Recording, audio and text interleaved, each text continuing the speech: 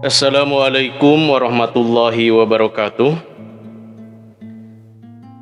Alhamdulillah para wargi mitra kaum dangu sadayana dina dangat ayeuna urang sadayana tiasa patepang dangu deui.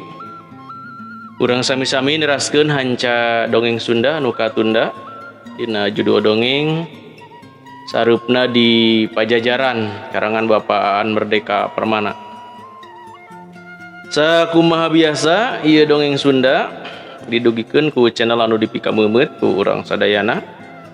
Mangga ka para wargi anu mika landep mika tresna mika resepkan dongeng Sunda tiasa di subscribe dina channel anu parantos disayogikeun.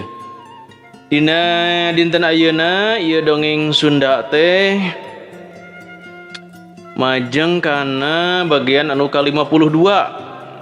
Sakumaha anu ka uninga dina bagian anu ka-51. Hanca urang teh kapegat ku waktu dina mangsa nyaritakeun tarungnya. Ginggi sareng lanceuk sapakurona Ki Banaspati sareng Ki Baguseta. Saparantosna katohyan teh gingginya. Tah kumaha lajengna ieu carita mangga urang sami-sami bandunganku sadayana. Mugi ya dongeng Sunda katampi kalayan kabingahan oge janten landong pang beberah kana mana. Mangga wilujeng ngadengkeun Sarupna di Pajajaran dina seri anu ka-52.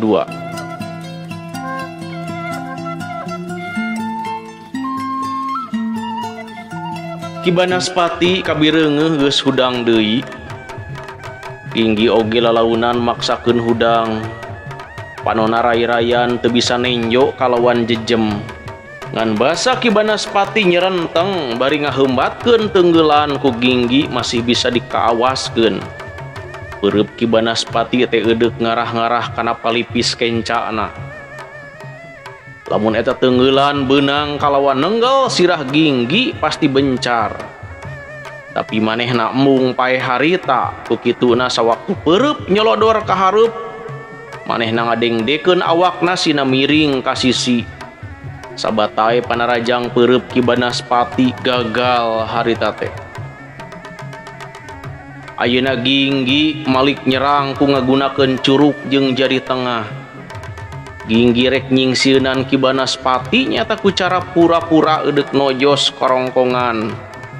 Ki Banaspati katipu disangkana nya Ginggi eudeuk kejem nojos beuheung. Atuh kusabab kitu awak Ki Banaspati ngadang heuang ka tukang tepikeun ka sodokan curug Ginggi moplos. Ngan bae curug Ginggi terus nuturkeun eueuh deui akal Ki Banaspati kajaba salto sababaraha kali pikeun ngajauhan panarajang Ginggi. Ituna teh bari nyieun gerakan najong ngagunakeun jurus betrik simeut. Atuh Ginggi oge luncat ka tukang. Betrik simeut teh ciptaan Ki Darma, kabeh murid Ki Darma geus ngawasa eta jurus nya kaasup Ginggi. Atuh kalawan teu susah Ginggi bisa ngajauhan. Ayeuna duanana geus narangtung bari silih pelong.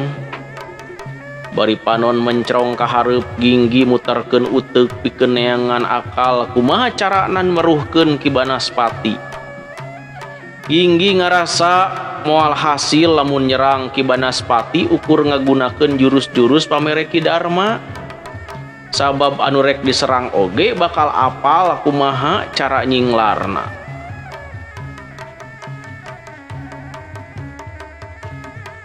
Ginggi inget palajaran anu dibikeun ku Kiranggaguna sawatara bulan anu kaliwat.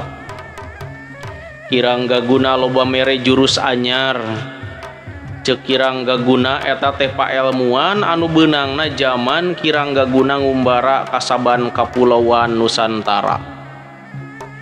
Datang ka Borneo nampa jurus anyar, datang ka Celebes nampa jurus anyar. Geus puguh ning ti Pulau Suwarna di Wipa atawa Sumatera mah. Lain ilmu Pajajaran jeung teu dipiwanoh di Pajajaran mah. Kukituna Punten ku Kirangga Guna sakumna jurus di saban pulo dioplos dihijikeun tepikeun ka ngawangun jurus anyar.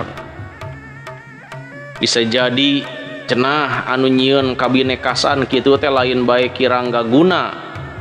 Sabab dina zaman Prabu Surawisasa oge geus aya ceuk Ki Darma bareto aya guruna Prabu Surawisesa ngaranna Kidiroyo Tengteng. Tang tu ngaran asing pikeun urang Pajajaran mah sabab Kidiroyo Tengteng joana ti Celebes nyaeta ti hiji wilayah anu ayeuna mah katelahna Pontianak. Bisa jadi cenah basa Kidiroyo Tengteng hirup mah ngaran eta wilayah teh Kampung Landak, nuturkeun ngaran anak walungan Kapuas. Sabab munculna ngaran Pontianak mah beh dieu nyaeta dina taun 1771 atawa hampir 300 tahun sabada Kidiroyo Tengteng ngumbara ka Jawa Dwipa.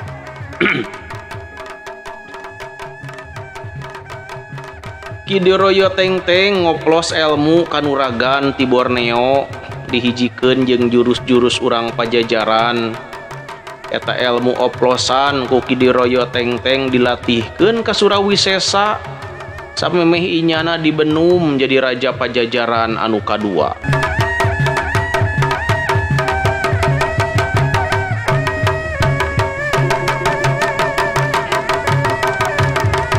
Lamun Kidiroyo Tengteng ngoplos paelmuan ti Borneo jeung Pajajaran tur dipake di Pajajaran, ari Kirangga Guna mah ngoplos ilmu ti sakumna paelmuan Nusantara.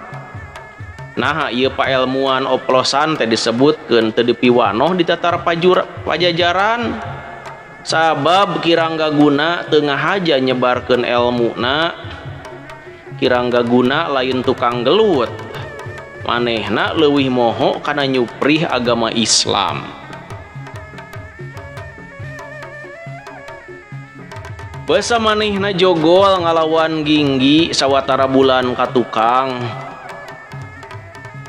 Kirangga Guna malah ukur nembongkeun jurus-jurus bogana Ki Darma. Da maksudna oge hayang nembongkeun yen dirina teh pituin urang Pajajaran. Ingat kapalebah dinya atau Ginggi ayeuna rek ngagunakeun jurus-jurus pamere Kirangga Guna pikeun ngayonan Ki Banaspati. Ginggi harita nyieun kuda-kuda manehna nangtung ku suku Kenca wungkul. Kitu oge anu napak nama ukur indung suku. Ari suku anu katuhu ditilepkeun kana tuur suku Kenca. Sapasang leungeuna disina meber jiga manuk galudra keur meberkeun jangjangna. Ireung eta kuda-kuda Ki Banaspati kerung halisna jigana manehna keur ngaduga ieu jurus naon cenah. Coba lain ajaran ti Ki Darma. Kusabab kitu Ki Banaspati sipatna ukur nungguan jiga anu hayang nyaho gerakan saterusna anu bakal dipilampah ku Ginggi. Ngan edas deui Ginggi ge teu nyieun gerakan tuluyan jigana manehna ukur nungguan panarajang Ki Banaspati akara eudeup nyieun jurus susulan. Ki Banaspati mung lalawora kumanehna geus kasaksi yen cacakan jurus-jurus Ginggi anu ti heula anu papada nampa ti guru anu sarua, tapi Ki Banaspati hese meruhkeun atuh cenah sokomo ieu aya jurus anu manehna ecan apal. Ki Banaspati ayeuna leuwih ati-ati jeung leuwih waspada deui.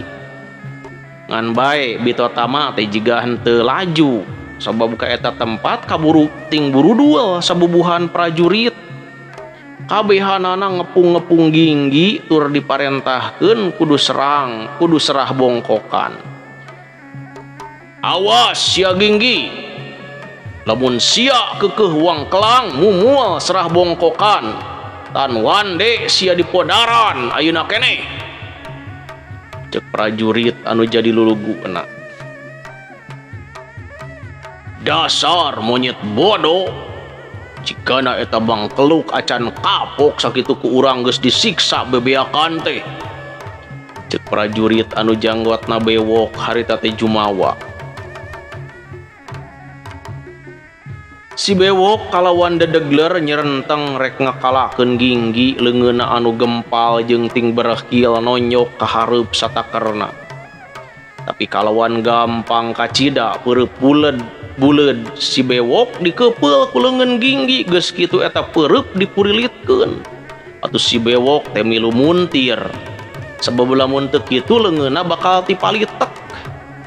Peureup si bewok disurungkeun satakarna tepikeun ka awakna ngajeblag ka tukang tur ninggang nindihan para prajurit sejenna. Usakadar katindihan awak anu ngajaul ka tukang ge kabeh prajurit ting golepak teu hudang deui. Eureun sia Ginggi, sia eueuh kaera pisan. Ceuk Ki Banaspati. Kaula teu suka Andika jadi lulugu anu harita ngarurug cakrabuana. Cek Ginggi nulak cangkeng. Lain aing deuleu anu comel mah tapi sirang gawisesa. Tembal Ki Banaspati. Tapi Andika satuju poncot cakrabuana diobrot ku pasukan ti Pakuan. Nya kudu satuju deuleu sabab Ki Darma teh jelas musuh nagara. Tembal Ki Banaspati kituna teh bari nerangkeun yen bener kirang gawisesa ngalaporkeun tempat nyumputna Ki Darma ka sariwu baresan Balamati Raja. Ginggi ngareret ka Ki Baguseta anu masih keneh nyang saya di sisi. Kabireungeuh harita teh direret ungeuk minangka nganyakeun kana caritaan Ki Banaspati.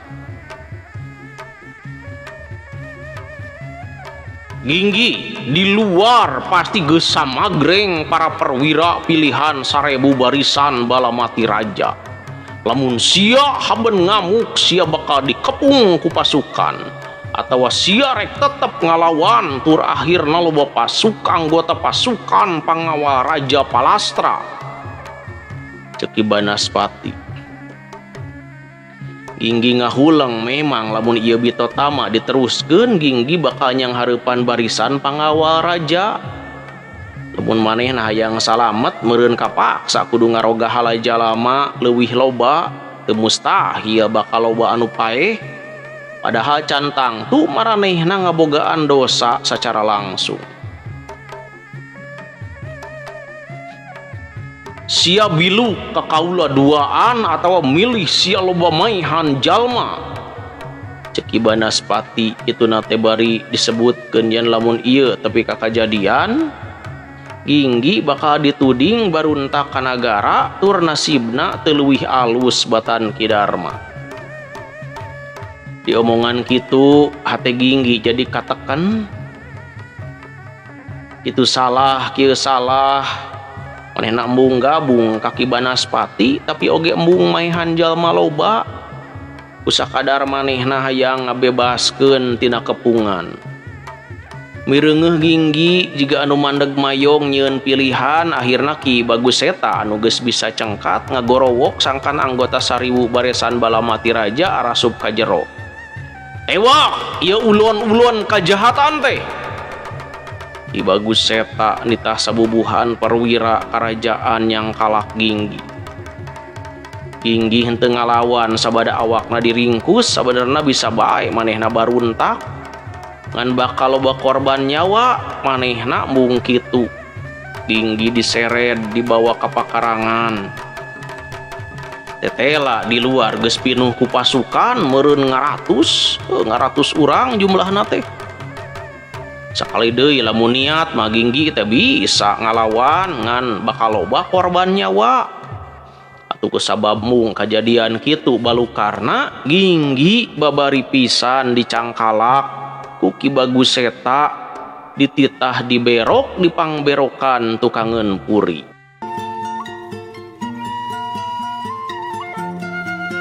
Jadi kusabab mung kajadian kitu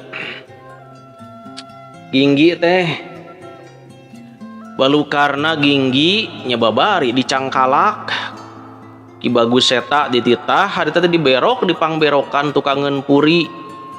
Ginggi digebloskeun ka jero panjara nu make jaruji besi. Keureut jeung eungap barauhang ru deui. Lantena taneuh baseuh. Lamun manehna kudu diuk komo mun kakedengan tangtu saluar awakna bakal pinuh ku leutak.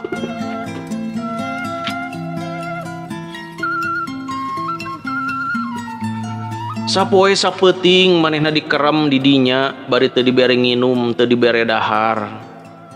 Sare ge teu bisa diuk ge teu bisa da hoream ku becekna. Akhirna salila teh manilana teh manehna ukur nangtung we leungeun nyekelan kana jaruji beusi. Manehna jadi ambek ngan leuwih loba sedihna. Ginggi ngarasa sedih.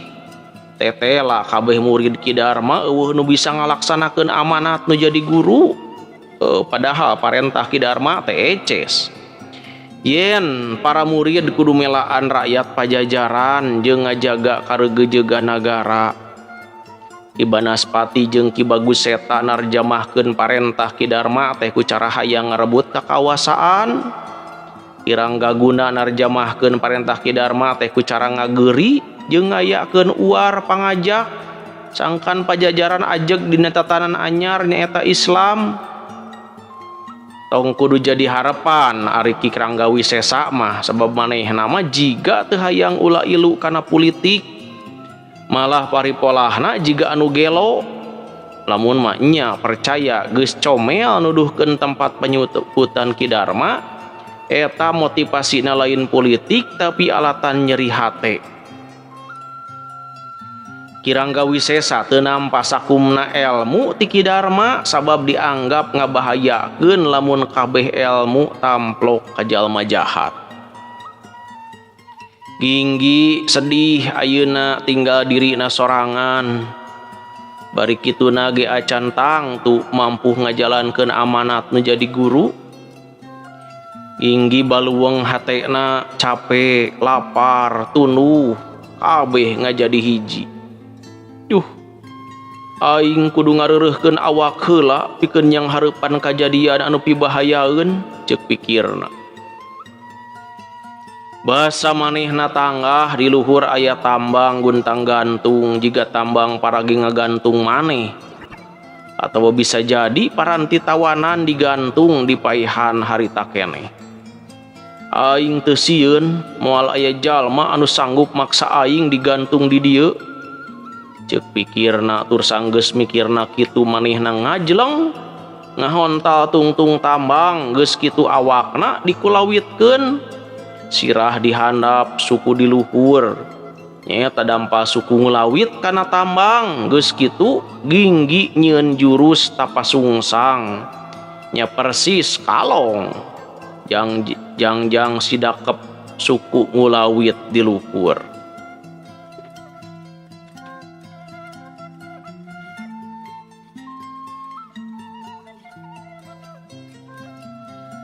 Ginggi sare tapi lain sare jiga anu kebluk. Sare so teh batina dari awakna mah tetep jaga-jaga sababaraha kali anu tugur anu ngarasa aneh ngarogokan awak Ginggi ngagunakeun tongkat ku Ginggi diantep lain teu karasa ngaganggu. Ngan sakadar dirorojok ku kai mintul moal matakna naon. Eta ponggawa bengal teh ukur ijideun sabab Ginggi anu pantar badega dianggap camplak kadunungan. Satungtung eueuh nu marentah para ponggawa moal jail kaniaya malah tepi kamalastrakeun dirina. Tapi ari waspada mah tetep sanajan lamun hiang geus mastikeun iraha nya pipatieun sasaha bae oge moal bisa ngejat.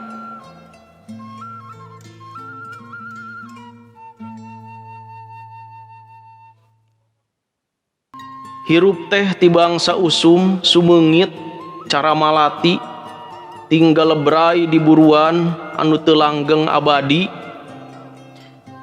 Kitu cek Ginggi dina hatena nya cek Dharma oge hirup mah teu lana nya maksud teh hirup di dunya sabab cek Dharma keneh ari kahirupan manusia mah panjang malah aya tungtung punten manjang malah aya tungtung sanajan dunya geus kieu mah kahirupan manusia mah terus aya malah bisa jadi langgeng.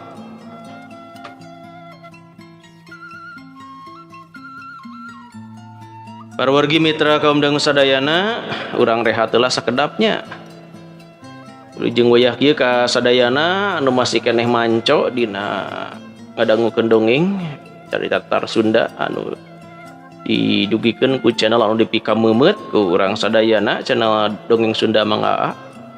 Aturan jeung kieu ka wilujeng wayah kieu ka Teh Rita Ersih di Cimahi sareng urang Cimahi sadayana mangga diantos subscribe-na dina channel anu engalnya. Lajeng ka Teh Enji di Pandeglang haturan oge ka urang Banten sadayana. Ka channel Undaka Panyawangan haturan doana yeuh. Mugia waluya rahayu salamet jembar manah oge rezeki amin ya Allah ya rabbal alamin. Pak Zaki Mubarok oge di Jakarta Barat haturan oge Ibu Dokter Yulinda Belia anu nembe sumping. Haturan ujung ngadangukeun Bu Dokter sareng sadayana mudah-mudahan nuju sehat. Lajeng Pak Ali Alun oge haturan Kang Kuwaipong anu nembe nongol ya. Lajeng Kang Rendi di Ciamis haturan oge Pak Uwan Sumarna di Cikampek. Lajeng Ibu Nani di Bintara haturan Ibu Nani Bu Entin oge haturan ujung ngadangukeun Pak Guru Yana Mariana oge Ibu Lela Sukaesih. Lajeng haturan ujung wayah kieu ka Pak Parman Ahadi Wijaya oge Pak Agus Somantri di Garutnya. Lajeng ka urang Ciamis ka Teh Tami Malihah oge ka Pak Bapak Rahmat Mamat Rahmat haturan ujung ngadangukeun Pak Prabu Arjuna oge di Banjarnya sareng Pak Ayep Karsim di Cemenyan oge Teh Yom Puspa Pak Endang Awaludin oge kumaha damang di Cikampek. Mudah-mudahan sadayana anu nuju ngadarangukeun dongeng nuju aya dina ginanjar kawilujengan dina aya dina panang tayungan Allah Subhanahu wa taala. Supados teu nyangkolong teuing kana waktos mangga urang sami-sami teraskeun deui dongengna. Nu matak sok aya anu nyarita nya mulang ka alam kalanggengan anu disebut balik nya lain hartina eueuh sote ceuk jalma hirup da kumanehna jirim kasarna teu kadeuleu ceuk gerentas hate Ginggi harita teh hayua diponah-ponah hayua dicawuh-cawuh inya tegar inya ager inya nincak inya rebah lain bekel ludeung tapi bekel keung kitu cenah cek Ginggi teh tapi eta ge ceki Dharma deui manusa mah ceki Dharma bakal keuna ku sieun bakal keuna ku hariwang ujub ngaranna lamun jalma teu kungsi boga kasieun. Ginggi loba anu sieun pae loba anu sieun cilaka loba anu sieun lapar kitu sababna sok aya jalma anu sarakah ku ilmu da dianggapna ilmu teh bebenteng panang tayungan umur ceuk Dharma harita.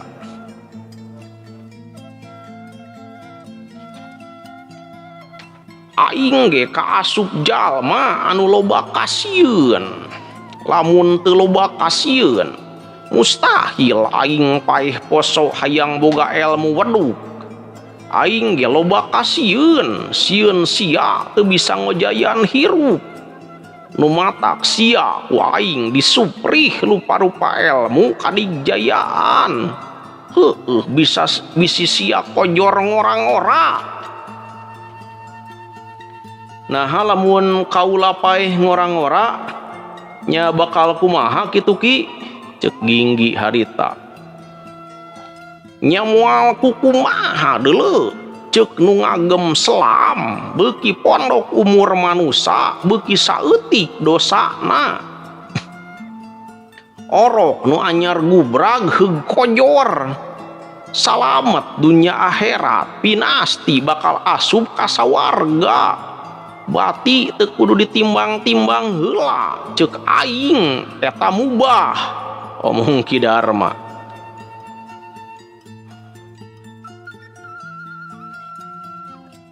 Har nah make disebut mubah ceuk kula mah eta teh enak ki sabab asup ka sawarga teu kudu ngamodal kumilampah perjuangan hirup nu bener.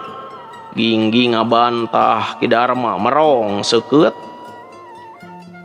Heueuh Ki pan orok anu kojorna gancang-gancang mah meureun asup sawarga bari teu kudu nyaho majuangkeun nu kumaha bebeneran hirup. Omong Ginggi dumeh guruna merong seukeut. Talung-talung mun hirup tepi ka bangkotan jiga aki ayeuna teu bisa hirup bener meureun bakal digebruskeun ka mandala anu panghinana ceuk Ginggi. Ki Darma tetep merong seukeut ka Ginggi tepikeun ka anu diteuteub bebeleheman harita teh. Nya eta oge ceuk anu geus boga ageman Ki pan kula mah ku aki teu kungsi dibere kanyaho soal ageman teu wiwitan teu selam omong Ginggi. Keun urusan ageman mah aing moal ngadikte kudu jadi wiwitan kudu jadi selam euy sabab bebeneran ageman mah ngaraga sukma kana jiwa lain ladang dipernahkeun ku batur tapi kudu ku keyakinan diri tah. Ayeuna mah dengekeun omongan aing Ginggi naon sababna jalma anu kojor pangora-ngora ku aing dianggap mubah ceuk Ki Darma. Nya naon atuh Ki? Heueuh sabab manehna teu ngalaman bajuang keur dirina boh keur sasama. Lamun sia kojor ayeuna sia ge geus teu bisa mantuan ka susah batur, geus teu bisa nyapih jalma parasea, geus teu bisa bumela ka rakyat jeung ka nagara. Artina diri sia teh eueuh ajena, eueuh mangpaatna keur balarea. Nyaho-nyaho sia enak hirup di sawarga ceuk Ki Darma. Ginggi molohok harita teh. Kitu sababna sia kudu lila hirup di dunia malah sing lila sangkan beuki lila mantuan ka susah batur ceuk Ki Darma. Tah jang bekal keung sia ku aing dibere rupa-rupa paelmuan ku eta paelmuan sia ulah kojor tereh-tereh tapi kudu terus bajuang ngajaga weuteuna alam ngajaga weuteuna kahirupan anu pinuh ku ajen inajen. Ngontong cacarita soal upah asup ka sawarga tugas sia mah lain neangan upah euy komo upah pangkat jeung harta komo upah sawarga tapi mangpaatkeun hirup sia jangan pamangpaatan dunya kaasup pangeusina. Omong Ki Darma harita teh panjang lebar. Ayeuna awak Ginggi keur ngagantung dina tambang wedel. Punten dina tambang wedel paragi ngagantung beuheung jalma. Sabenerna manehna boga batur keung anu ngaranna Kadigjayaan teh ya. Lamun niat harita keneh oge bisa kaluar ti pangberokan bari miteskeun jarwiji besi bari maehan tugur anu cikeneh jail ngarorojok awak manehna ku tungtungkai. Tapi lamun manehna keluar ti ieu pangberokan anu kudu dipaehan ku manehna bakal leuwih loba deui pikeun kabur ti ieu tempat tangtu bakal adu hareupan jeung ratus-ratus prajurit. Artina kudu maehan loba jalma. Lain eta anu jadi tujuan hirup manehna dumasar kana penjelasan Kidarma mah hirup maneh nama jang ngajaga kawaluyaan balarea lain ngamusnahkeun wargi mitra kaum dangu sadayana waktosna parantos saeb cag kurang tunda heula ieu dongeng Sunda sareupna di Pajajaran dina seri anu ka-52 dina dinten ayeuna. Insyaallah dina seri-seri anu salajengna oge dongeng-dongeng anu sanes masih digarap ku Mang Aa sakitu nu tiasa kapihatur dina dinten ayeuna. Apunten anu kasuhun wilujeng kantun wassalamualaikum warahmatullahi wabarakatuh.